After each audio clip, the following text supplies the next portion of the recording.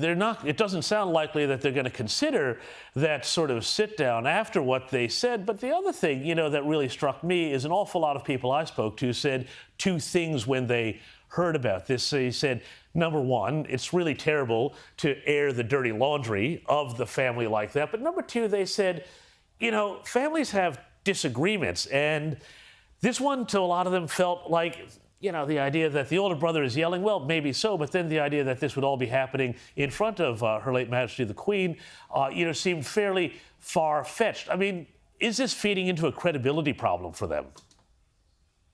But I think that the takeaway for me was one of real sadness. These two brothers who had been through so much together and had such a unique and close bond could not be further apart. And we're told that William isn't taking calls from Harry at the moment. There's no contact. We saw during the documentary when William's text came through to Harry's phone after the Oprah interview, and the reaction from Meghan was, wow. We don't know the content of that message, but we can only imagine. I also think that there are questions over Prince Harry's depiction of the Queen's behaviour during that Sandringham summit. He suggested that she sat back and just took it all in, and that she had to act on the advice of her advisors. I think that underestimates the power and the will of the Queen. She was very resolute in her decisions once she made them. This was a woman who has been through so much and seen so much. Although this will have made her very sad, it won't have shocked her.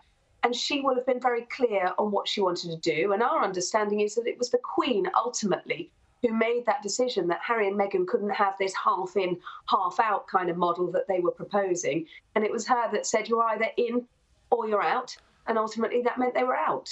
Yeah, and I mean, that sort of idea of being out, though, now they're leveraging this and basically treating themselves as, these sort of fantastic victims, and all these terrible things have happened to them. So the question is then, you've got these calls to strip the couple of their titles from some MPs. One of Harry's fellow veterans has slammed what's been going on.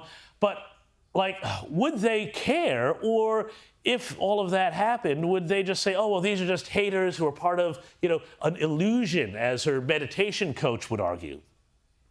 Well, interestingly, in the documentary, we learned for the first time that actually they had proposed that if it didn't work out for them in Canada with this half-in, half-out model they proposed, then they would hand back their Sussex titles. We had always believed that the Sussex titles were a core part of the brand.